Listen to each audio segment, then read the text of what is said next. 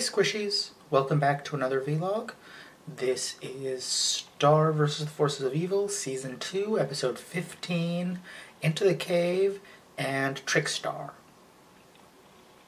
Jumping right in, Into the Cave was a fairly direct sequel to the last episode. Star is really upset about losing Glossaric and the book. And she and Marco pay Buffrog a visit to go hunting Ludo.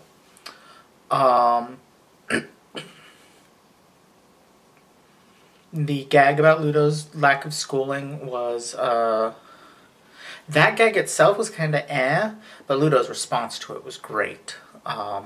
His kind of mocking, oh, I didn't get to go to a school like you. Because it ties in again to this idea of the monsters as being this underprivileged class. This oppressed, conquered class. Just like the story he was reading about how the monsters drove out the humans. Or the fantasy of the monsters driving out the humans for the little kids. Same kind of concept.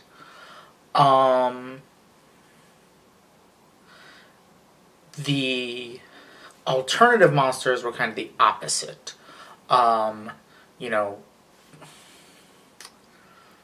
Rebellious teens are more a function of a class that feels in control enough to afford rebellion among themselves.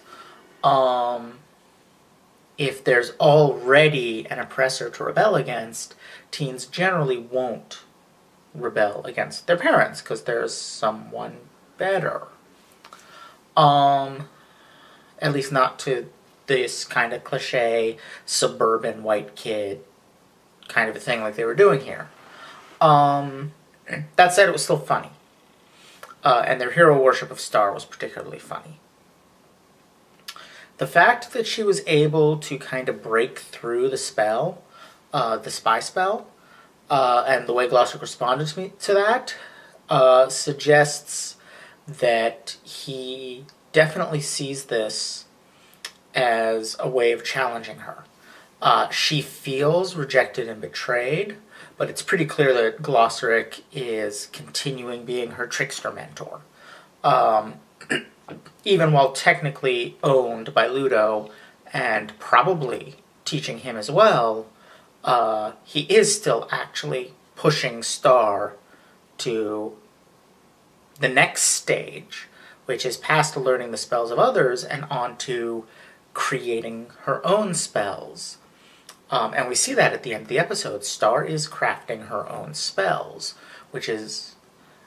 I'm not 100% sure if it's that she's been doing spells of her own with the wand all along and now she's documenting them, or that she's experimenting to create something new. She's definitely done Narwhal Blast. I don't know if Mega Narwhal Blast is something she's done or something new. Either way, that's a great little moment. I love that she can unscrew the top of the wand and it becomes this like magical fountain pen. The golden glowing ink kind of reminds me of something that depicted Ichor that way. Ichor is the blood of divine beings or very powerful supernatural beings. And the Ichor of the gods in something was depicted as that same kind of glowing, golden, viscous fluid. I'm sure whatever it was, that wasn't a reference, just like, if you tell someone to draw magic ink on a magic fountain pen, that's kind of a natural way to go with it. But it's still kind of where my mind went. Second episode, Trickstar. I, from the title, was honestly expecting more Glossaric, because I've been describing him as a trickster mentor. Didn't get that. What we got is this weird story about this joy sucker who does stage magic and sucks up people's joy.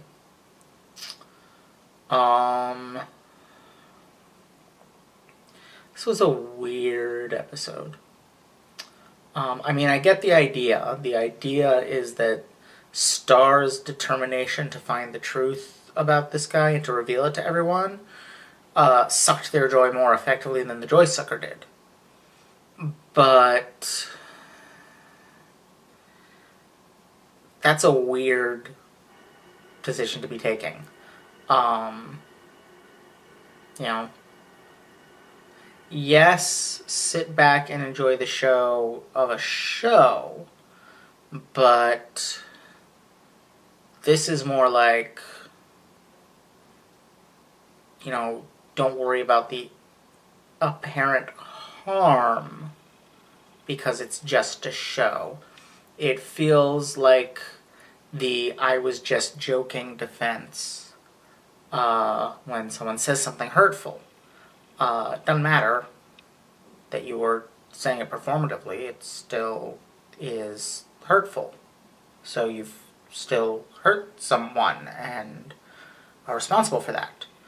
It's kind of the same here. Like, Star is responsible for upsetting the people by inadvertently getting the Joy Sucker to reveal how all his tricks work, but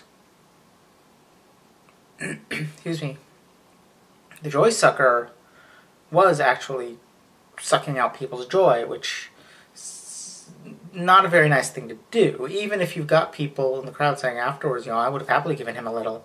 I'm a happy guy.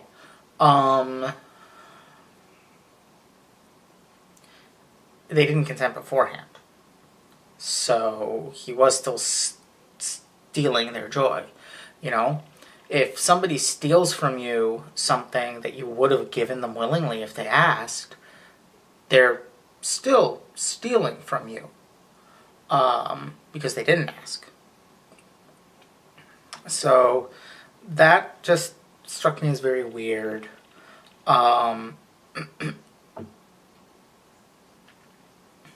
I did like the way his hat kept growing taller as he sucked the joy, though it did make me think of The Babadook, which is a pretty solid movie. I liked it when I watched it. So reminding me of it is not a bad thing.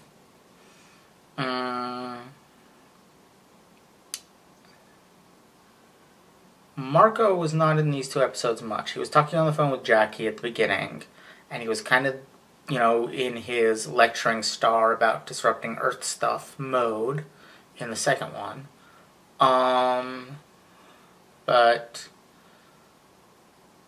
they seem to have kind of paused a little stuff about him, which, you know, I'm okay with.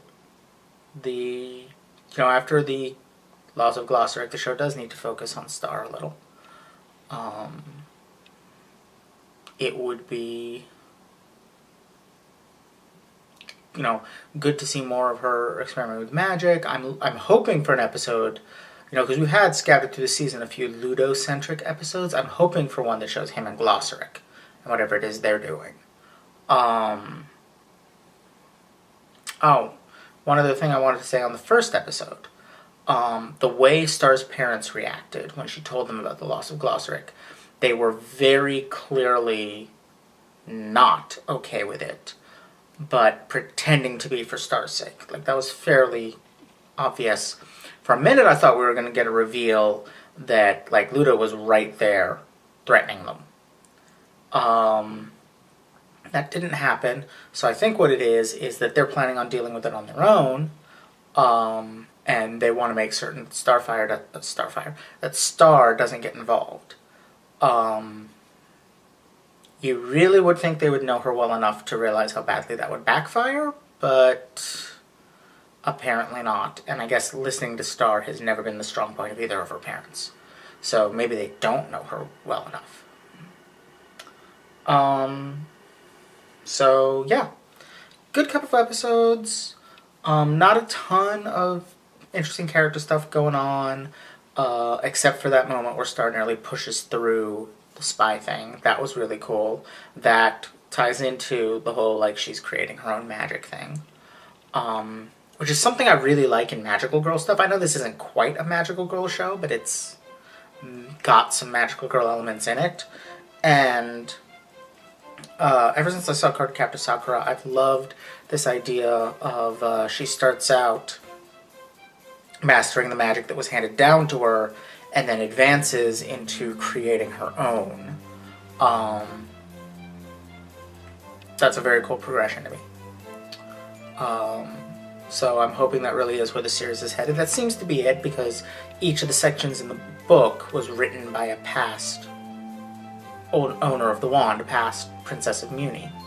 So presumably that's where we're headed. Anyway, I think that's about it. Thank you all for watching. Don't forget to like, comment, subscribe. Check out my Patreon for early access to essays, vlogs, Let's Plays, and more. And I will see you all next time. Bye!